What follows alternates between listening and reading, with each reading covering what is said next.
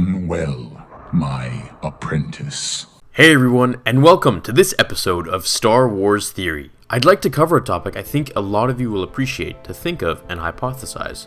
So, as we all have seen, Jedi and Sith have the ability to use telekinesis to move objects, some small, some large, depending on the power of the Force user. In Episode 5, we see Yoda able to move the X-Wing out of water and put it on land. I can't. It's too big. Size matters not. Look at me. Judge me by my size, do you? And where you should not. For my ally is the Force. And a powerful ally it is. Now, according to Google, an X-Wing weighs about 12,000 pounds, and a soaking wet X-Wing would be much more than that. Yet, he moved it with some ease, we could say, even at his old age. We see in the Clone Wars, Darth Maul was able to actually control an entire ship from far away using the Force. We have also seen all Jedi or Sith use the Force to jump extremely large distances in air. So, it raises the question, could Jedi fly? While Luke Skywalker could and was shown to fly in the expanded universe, we can analyze the possibility and question whether they can or cannot by using some data. Let's get to it. Firstly, we all agree that they can jump large bounds, right? We can also confirm that they can move objects, people, and things with their minds, right? We also know that they can move at extremely fast speeds, right? So, why did they never fly? The answer is I think they did, at least in some way.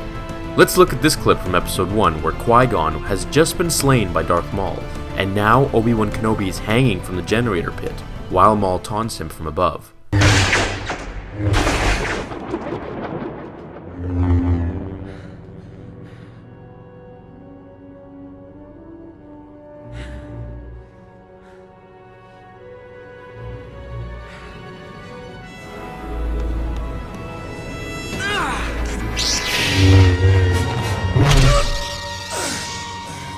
If we slow the frames down just before he jumps all the way up and over Maul, catching Qui-Gon's lightsaber in midair and executing his finishing move, you can see that it doesn't look to me like he really bent his arms to achieve that speed.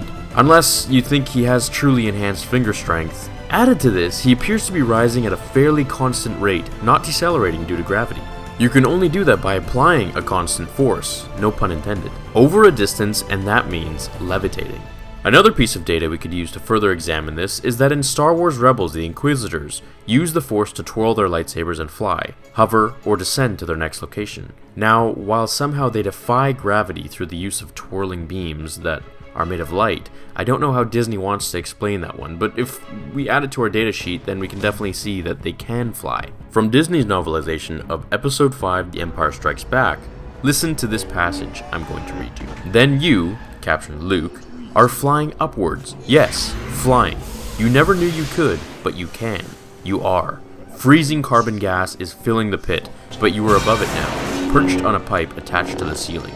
Vader looks down and then up at you. Impressive, he says.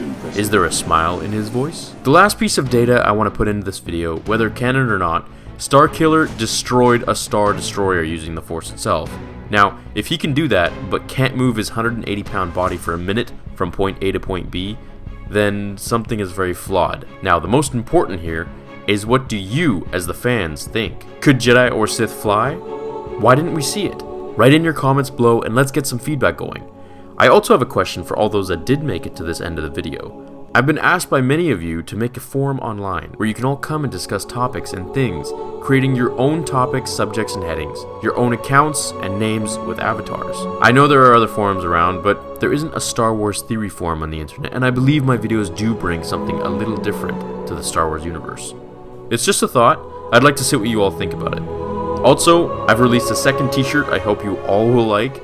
Many of the Facebook page people have already given me good feedback on it, so if you want one, I'll link it below in the description where you can get it. Thanks so much for watching this episode of Star Wars Theory, guys. I'll see you all in the next one. Go check out some of my fan fictions. I'm sure you'll all love it if you haven't seen them already. And as always, my fellow Jedi and Sith friends, May the Force be with you. Now, fulfill your destiny.